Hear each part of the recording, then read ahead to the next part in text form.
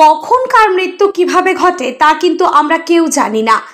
বাবা ছেলে দুজনে মিলে তুলো ধোনাইয়ের কাজ করেন গ্রামের বিভিন্ন জায়গায় ঘুরে ঘুরে। তারা দীর্ঘদিন ধরে তুলো ধোনাইয়ের কাজ করে কিছু টাকা জমিয়ে তুলো ধোনাইয়ের একটি মেশিন ক্রয় করেন গত রবিবার। কেই বা জানে সেই মেশিন তাদের কাল হয়ে দাঁড়াবে এবং সেই মেশিনে তার ছেলের জীবন চলে যাবে। সোমবার সাত সকালে সেই নতুন মেশিনে তুলো ধোনাইয়ের কাজ শুরু করার কিছুক্ষণের মধ্যে মাথা আটকে যায় এবং মাথার অর্ধেক খুলি মগজ সহ চারিদিকে ছিন্ন বিচ্ছিন্ন হয়ে পড়ে। ঘটনা প্রসঙ্গে জানা যায়, সোমবার আনুমানিক সকাল 9টায় ক্রান্তি ব্লকের কাঁঠালগুড়ি মহুয়াতলা সংলগ্ন এলাকায় মোহাম্মদ বাবুর বাড়িতে বাবা ছেলে দুজনে মিলে লেপের তুলো ধোনাইয়ের কাজ শুরু করেছিল। হঠাৎ একটি বিকট আওয়াজ শুনতে পান। এসে দেখেন মেশিনের ফিতেগুলো ছিঁড়ে একজনকে পেঁচিয়ে রেখেছে। ঘটনাস্থলেই দুর্ভাগ্যক্রমে মৃত্যু হয় তুলো ধোনাইকারী যুবক আজাদ আলীর, যার বয়স 25 বছর।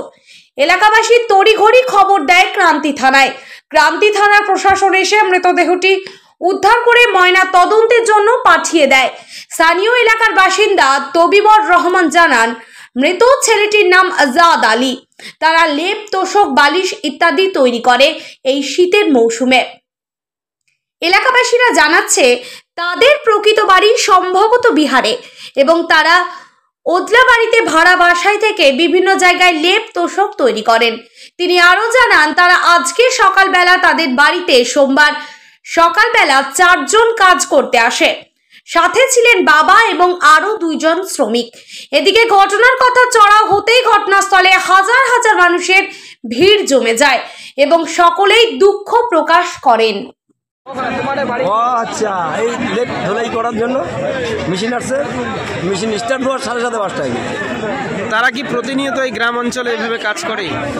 এইখানে গ্রামে কাজ করে, আগে হাত দিয়ে করতো, এখন আজকে নতুন মেশিন নিয়ে আসছে, এখানে স্টার্ট করতো। আচ্ছা, আজকে কি মানে আপনাদের বাড়িতে তুলোর জন্য কাজ করতে এসেছিল? তুলো বানার জন্য।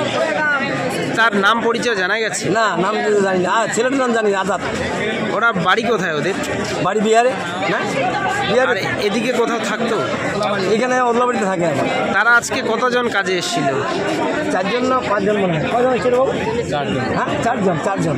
তার পরিবারের কেউ? ওর বাবা আছে। আপনার নাম? আমার নাম তৈবুর রহমান। এই জায়গাটার নাম? ঝালমাছ গ্রাম।